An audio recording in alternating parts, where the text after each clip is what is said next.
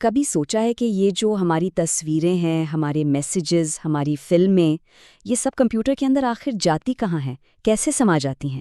چلیں آج اسی راز سے پردہ اٹھاتے ہیں اور دیکھتے ہیں کہ ہماری پوری ڈیجیٹل دنیا کی ہر ایک چیز آخر میں ایک بہت ہی سادہ سی نظر نہ آنے والی زبان میں کیسے محفوظ ہو جاتی ہے۔ اور یہ سوال واقعی بہت اہم ہے۔ کیوں؟ کیونکہ آج کل ہماری زندگی کا کتنا بڑا حصہ انہی ڈیجیٹل فائلوں پر تو چل رہا ہے۔ لیکن مزے کی بات یہ ہے کہ اس کا جواب حیرت انگیز طور پر بہت سادہ ہے۔ اصل میں یہ سارا کھیل ایک بہت ہی بنیادی سے آئیڈیا سے شروع ہوتا ہے۔ جی ہاں، صرف 0 اور 1۔ کمپیوٹر میں موجود ہر ایک چیز، چاہے وہ کوئی پسندیدہ فلم ہو یا کوئی بہت ہی اہم ای میل، بنیادی طور پر صرف 0 اور 1 کی لمبی لمبی قطاروں سے بنی ہے۔ یہی وہ واحد زبان ہے جس سے کمپیوٹر سمجھ پاتے ہیں۔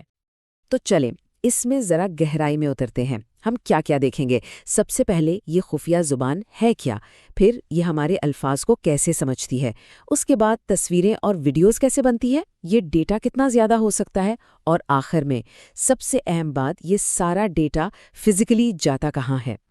تو سب سے پہلے بات کرتے ہیں کمپیوٹر کی اس مادری زبان کی، وہ بنیاد جس پر ہر ڈیجیٹل چیز کھڑی ہے۔ اچھا، تو اسے کہتے ہیں بائنری ڈیٹا۔ ہر 0 یا 1 کو ایک بٹ کہا جاتا ہے۔ اب اس کو سمجھنے کا ایک آسان طریقہ ہے۔ سوچیں کہ کمپیوٹر کے اندر لاکھوں کروڑوں چھوٹے چھوٹے بجلی کے سوئچ لگے ہوئے ہیں۔ جب کوئی سوئچ آن ہوتا ہے تو وہ ہے 1، اور جب وہ آف ہوتا ہے تو وہ ہے 0۔ بس انہی سوئچز کو آن اور آف کر کے کمپیوٹر ہر طرح کی معلومات کو ظاہر بھی کرتا ہے اور پروسیس بھی کرتا ہے۔ ٹھیک ہے، تو یہ تو ہو گئی سوئچز کی بات، لیکن یہ 0 اور 1 ہمارے لفظوں اور جملوں میں کیسے بدل جاتے ہیں؟ چلیں دیکھتے ہیں کہ انسانی زبان کا مشینوں کے لیے ترجمہ ہوتا کیسے ہے۔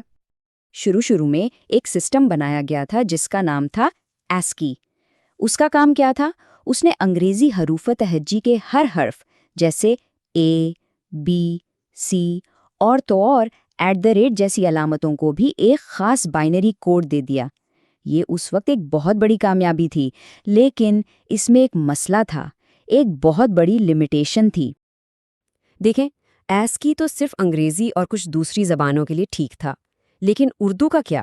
چینی، عربی، ان جیسی ان گنت زبانوں کا کیا ہوتا؟ تو اسی عالمی مسئلے کو حل کرنے کے لیے بنایا گیا یونیکوڈ۔ یونیکوڈ ایک ایسا گلوبل سٹینڈرڈ ہے جو دنیا کی تقریباً ہر زبان کے ہر ایک حرف کو ایک یونیک، ایک منفرد کوڈ دیتا ہے۔ اور یونیکوڈ کی اصل ذہانت یہیں نظر آتی ہے۔ UTF-8 جیسے سسٹم میں کیا ہوتا ہے کہ عام انگریزی حروف تو صرف ایک بائٹ ہی لیتے ہیں، بالکل ASCII کی طرح، لیکن جیسے ہی اردو کا حرف ب آتا ہے تو اس کے لیے سسٹم 2 بائٹس استعمال کرتا ہے۔ اس طرح ڈیٹا بہت ہی مؤثر طریقے سے محفوظ ہو جاتا ہے۔ تو ٹیکسٹ کی کہانی تو سمجھ میں آ گئی۔ اب آگے بڑھتے ہیں اور دیکھتے ہیں کہ یہی بائنری زبان تصویروں، آڈیو اور ویڈیوز جیسے اور بھی زیادہ پیچیدہ میڈیا کو کیسے بناتی ہے۔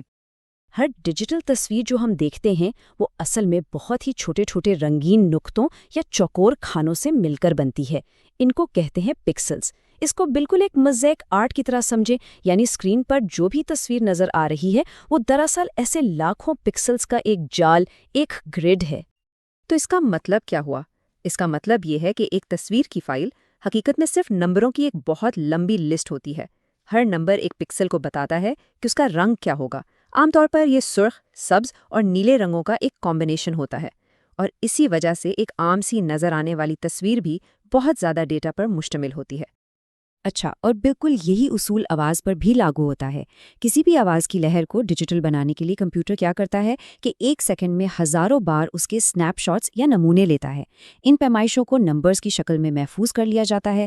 پھر جب کوئی گانا پلے ہوتا ہے تو کمپیوٹر انہی نمبروں کو واپس ایک مسلسل آواز میں بدل دیتا ہے۔ اور ویڈیو کا کیا؟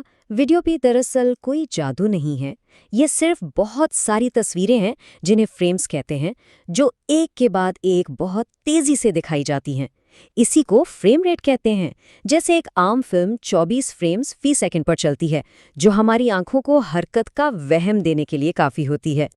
تو اب تک ہم یہ تو جان گئے کہ ہماری پوری ڈیجیٹل دنیا 0 اور 1 سے بنی ہے، لیکن اب سوال یہ ہے کہ یہ ڈیٹا آخر ہوتا کتنا ہے؟ چلیں اس ڈیجیٹل سمندر کے پیمانے کو، اس کے سائز کو سمجھنے کی کوشش کرتے ہیں۔ ہم نے بٹ کی بات کی تھی، یعنی 0 یا 1، لیکن جب ڈیٹا کو ناپنے کی بات آتی ہے تو اس کی بنیادی اکائی ہے بائٹ۔ جب 8 بٹس ملتے ہیں تو ایک بائٹ بنتا ہے، اور یہ ایک بائٹ عام طور پر ایک حرف جیسے اے یا سوالیہ نشان اسے محفوظ کرنے کے لیے کافی ہوتا ہے۔ اب جب ہم 1024 بائٹس کو اکٹھا کرتے ہیں تو ہمیں ملتا ہے 1 کلو بائٹ یعنی KB۔ یہ تقریباً ایک چھوٹے سے ٹیکسٹ میسج یا ایک بہت ہی مختصر ای میل کے برابر ہوتا ہے۔ اور یہاں سے پیمانہ بہت تیزی سے بڑا ہوتا ہے۔ 1024 کلو بائٹس مل کر بناتے ہیں 1 میگا بائٹ یعنی MB، تقریباً ایک گانے کا سائز، اور پھر 1024 میگا بائٹس مل کر بناتے ہیں 1 گیگا بائٹ یعنی GB، جو ایک پوری فلم کو محفوظ کرنے کے لیے کافی ہے۔ تو خلاصہ یہ ہے کہ ڈیٹا کی اکائیاں بہت تیزی سے بڑھتی ہیں، بائٹ سے کلو بائٹ، پھر megabyte, gigabyte, terabyte اور اس سے بھی آگے پیٹا بائٹس تک، اور آج کل تو کمپیوٹرز میں ٹیرا بائٹس کی سٹوریج بہت عام ہوتی جا رہی ہے۔ اب آتے ہیں آخری سوال پر، یہ سارے 0 اور 1، یہ اتنا سارا ڈیٹا آخر حقیقت میں رہتا کہاں ہے؟ چلیں اب ان فزیکل ڈیوائسز پر نظر ڈالتے ہیں جہاں یہ سب کچھ محفوظ ہوتا ہے۔ یہ سوچ کر ہی حیرت ہوتی ہے کہ ٹیکنالوجی نے کتنا لمبا سفر طے کیا ہے۔ ذرا تصور کریں، 1956 میں جو پہلی ہارڈ ڈرائیو تھی اس کا وزن 1 ٹن سے زیادہ تھا، اور وہ صرف 5 میگا بائٹس ڈیٹا محفوظ کر سکتی تھی، یعنی آج کے ایک گانے سے بھی کم۔ اور آج ہماری جیب میں اس سے ہزاروں گنا زیادہ سٹوریج موجود ہوتی ہے۔ آج کل سٹوریج ڈیوائسز کی 2 اہم قسمیں ہیں۔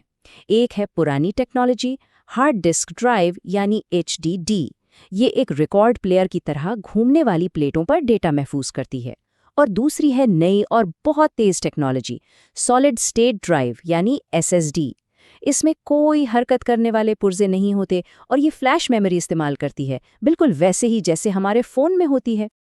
تو اگلی بار جب کوئی تصویر دیکھیں، کوئی گانا سنیں، تو ایک لمحے کے لیے ضرور سوچیے گا کہ یہ سب کچھ صرف 0 اور 1 کی ایک نظر نہ آنے والی زبان ہے، اور یہ بات ایک بہت بڑے سوال کو جنم دیتی ہے۔ اگر ایک تصویر میں لاکھوں 0 اور 1 ہوتے ہیں تو پھر پورا انٹرنیٹ بائنری میں لکھا ہوا کیسا نظر آتا ہوگا؟